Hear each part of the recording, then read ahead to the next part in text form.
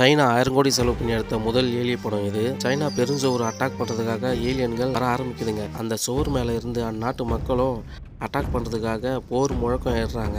போர் முழக்கம் இருக்கிறதுக்காக மத்தளம் தட்டுறாங்க. மனிதர்களும் வில்லம்ப வச்சு ஏவுறாங்க. அதில் கொஞ்சம் தான் அழியுது. இதில் போர் பயிற்சி பெற்ற பெண்களும் கலையிறங்குறாங்க. அதில் அந்நாட்டு இளவரசியும் ஒருத்தி. அம்மா சொல்லக்கூடாதுப்பா, செம்மையாக சண்டை போடுறாங்க. பல பெண்களை அந்த ஏலியன் ஆக்ரோஷமாக அடித்து சாப்பிடுது. நிறைய பெண்கள் அந்த ஏலியன் வேட்டையாடுதுங்க. இங்கே 2 பேரையும் கட்டி வச்சிருக்காங்க.